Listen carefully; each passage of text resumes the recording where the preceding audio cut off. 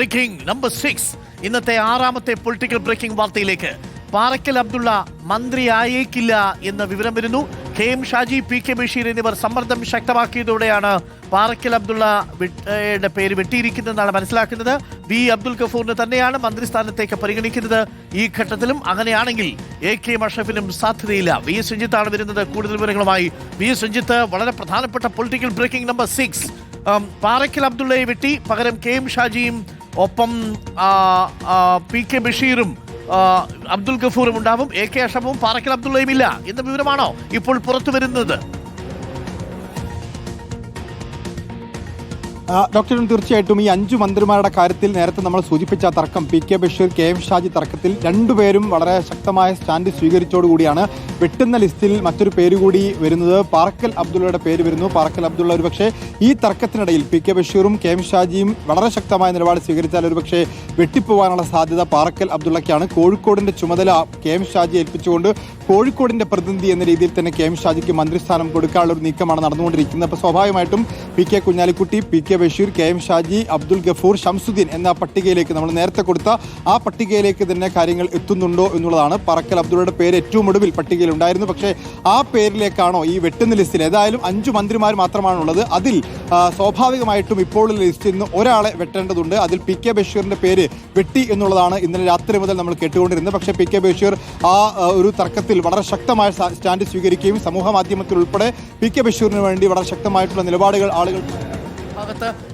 KPCC ആസ്ഥാനത്ത് ചർച്ചകൾ പുരോഗമിക്കുന്നു. ഇനിയിപ്പോൾ ഉഭയകക്ഷി ചർച്ചകളാണ്. പ്രധാനമായിട്ടും 5 മന്ത്രിമാരുണ്ടാകും എന്നുള്ളതാണ് നമ്മൾ മനസ്സിലാക്കുന്നത്. പാറക്കൽ അബ്ദുള്ള മന്ത്രിയാവാനുള്ള സാധ്യത കുറയുന്നു എന്നുള്ള വിവരമാണോ വരുന്നത്? PK ബഷീറിനെ ഉൾപ്പെടുത്തണം, KM ഷാജി ഉൾപ്പെടുത്തണം. അപ്പോൾ ഇനി ഒരേ ഒരു സാധ്യതയുള്ളത് പാറക്കൽ അബ്ദുള്ള പുറത്തു പോവുക എന്നുള്ളതാണ്. പാറക്കൽ അബ്ദുള്ളയുടെ മുഖവും അല്പം മ്ലാനമായിരുന്നു പാണക്കാട് ലീഗ് ഹൗസിലേക്ക് വരുന്ന സമയത്ത്. എന്താണ് മനസ്സിലാക്കുന്നത് VS രഞ്ജിത്ത്? ഡോക്ടർ, ലീഗിനെ സംബന്ധിച്ചിടത്തോളം പല ഫാക്ടറുകൾ പരിശോധിക്കാനുണ്ട്. ഇപ്പോൾ തെക്കൻ കേരളത്തിന് ഒരു പ്രതിനിധിയായി മന്ത്രിസഭയിൽ ഒരാളുണ്ടാവുക എന്നുള്ളത് ലീഗിനെ സംബന്ധിച്ച് വളരെ പ്രധാനപ്പെട്ട കാര്യമാണ്. അതോടൊപ്പം തന്നെയാണ് കോഴിക്കോടിനെ ഒരു പ്രതിനിധീകരിച്ച്, മലപ്പുറത്ത് മാത്രം മന്ത്രിമാരുണ്ടായപ്പോൾ കോഴിക്കോടിന് ഒരാൾ വേണമെന്നൊരു ആവശ്യമുണ്ട്. അപ്പോൾ അങ്ങനെയാണ് പാറക്കൽ അബ്ദുള്ളയിലേക്ക് കാര്യങ്ങൾ എത്തിയത്. അപ്പോൾ മലപ്പുറത്ത് നിന്ന് മാത്രമായി മന്ത്രിസഭയിലെ പട്ടികയിലെ പേരുകൾ മലപ്പുറത്ത് മാത്രമായി ചുരുങ്ങരുത് എന്ന് നേരത്തെ ഉണ്ടായിരുന്നു. അപ്പോൾ അതുകൊണ്ടാണ് KM ഷാജി, PK ബഷീർ ഇവരിൽ ഒരാളെ വെട്ടാമെന്ന് തീരുമാനിക്കുന്നത്. പക്ഷേ അതൊരു ഫോർമുലയിലേക്ക് എത്തുകയാണെങ്കിൽ സ്വാഭാവികമായിട്ടും KM ഷാജിക്ക് കോഴിക്കോടിന്റെ ചുമതല കൊടുത്താൽ കോഴിക്കോടിനൊരു പ്രതിനിധി ഇല്ല എന്ന രീതിയിലേക്കുള്ള ആ ഒരു പ്രചരണം ഒഴിവാക്കാൻ വേണ്ടി സാധിക്കും.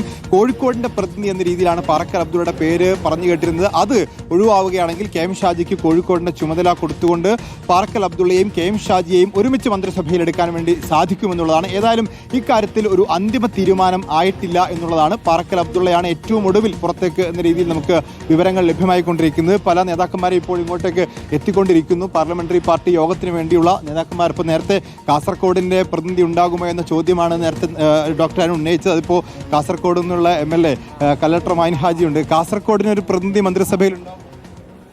ഞങ്ങൾ ആവശ്യപ്പെട്ടിട്ടുണ്ട്. അംഗീകരിക്കേണ്ടത് സംസ്ഥാന സമിതിയാണ്. അവസാനം കിട്ടുന്ന ഒരു അറിയിപ്പ് ഒന്നും കിട്ടിയിട്ടില്ല. ഒന്നും കിട്ടിയിട്ടില്ല. ഇനിയിപ്പോൾ മൈൻ ഹാജി കലക്ടർ ഉണ്ട്, അതുപോലെ AK അഷ്റഫും ഉണ്ട്. രണ്ടിലൊരാളെ മന്ത്രിയാക്കണം എന്നുള്ള അങ്ങനെ പറഞ്ഞിട്ടുണ്ട്, ആവശ്യപ്പെട്ടിട്ടുണ്ട്. കാസർഗോഡ് ജില്ലയിൽ നിന്ന് ഒരാളെ മന്ത്രിയാക്കണമെന്നില്ല. പിന്നോക്ക ജില്ലയായ കാസർഗോഡ് ജില്ലയിൽ കുറേ വർഷങ്ങളെ 25 വർഷം അബ്ദുള്ളക്ക് വന്നതിന് ശേഷം പിന്നെ മന്ത്രിയെ കിട്ടിയിട്ടില്ല. തുർക്കൽ അബ്ദുള്ള മന്ത്രിയായതിനു ശേഷം ഇതുവരെ ഒരു മന്ത്രിയില്ല. അപ്പോൾ ആ അവഗണന ഒന്ന് മാറ്റണം എന്നുള്ള അഭ്യർത്ഥന ഞങ്ങൾ നടത്തിയിട്ടുണ്ട്. അതിന് സ്വീകരിക്കേണ്ടത് സംസ്ഥാന കമ്മിറ്റിയാണ്. സംസ്ഥാന കമ്മിറ്റി നല്ല തീരുമാനം ഉണ്ടാകുമെന്ന് പ്രതീക്ഷിക്കുന്നു. ഇതാണ് സ്വാഭാവികമായിട്ടും ലീഗിനെ സംബന്ധിച്ചിടത്തോളം ഓരോ ജില്ല, ഇപ്പോൾ കോഴിക്കോട് ജില്ലയെ സംബന്ധിച്ച് കോഴിക്കോട് നിന്ന് ഒരാൾ വേണം. കാരണം 6 MLA-മാരുണ്ട്. കോഴിക്കോടിന് ഒരു പ്രതിനിധി വേണമെന്നൊരു ആവശ്യം കോഴിക്കോട് ജില്ലാ കമ്മിറ്റി നേരത്തെ ആവശ്യപ്പെട്ടിരുന്നു. അങ്ങനെയാണ് പാറക്കൽ അബ്ദുള്ളയുടെ പേരിലേക്ക് എത്തുന്നത്.